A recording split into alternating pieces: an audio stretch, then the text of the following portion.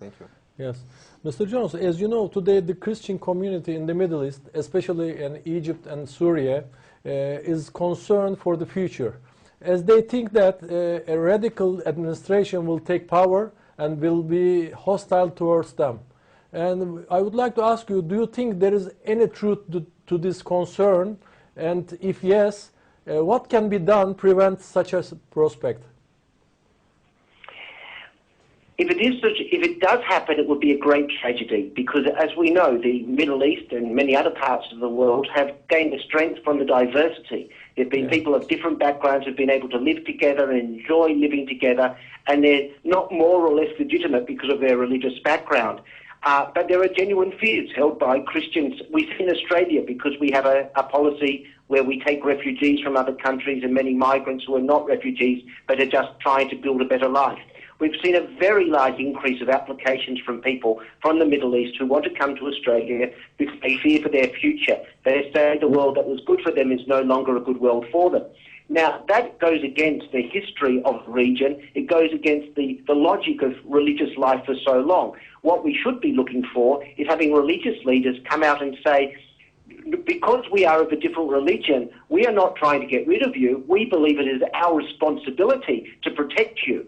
It is up to those who are in a position from the majority groups not to say it is our majority versus your minority, but it is we in solidarity with every member of our community. So if you are a minority religion in our land, we are going to help you live happily and securely in our land. You can't ask a small Christian community to say, we will defend ourselves and argue our case against a radical view or a changed worldview by people who don't understand history, who don't necessarily understand sophisticated, nuanced religion, but only see it in terms of power or our identity being the dominant identity. So I think, to go back to the question, I think it's a very serious concern held by members of minority religions, and it's up to serious good people of majority religions in whatever country it might be, come out and say, we are a religious person.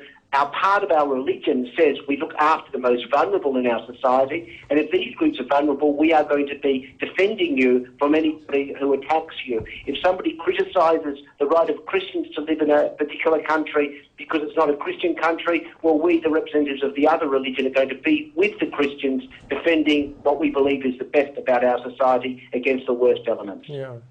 Jay, can we have a comment, please? I'm having a little trouble hearing Mr. Jones. I think I caught most of it, though. But one thing I think we have to look at is that all of the faiths, all of the books of faith tell us that we need to look out for our fellow brothers and sisters, whether they're believers or not, even. So this is one thing. I think that is a problem around the world and I don't know why I always get back to romanticism, but there's a lot of romantic notions around different faiths and beliefs, and I think a lot of these need to be dispelled because there are a lot of misunderstandings between religions when they are taught rather than learned. And what I mean by that is that we have a lot of people, imams and priests and reverends and so forth, that are teaching people what their religion is rather than these people learning what their religion is.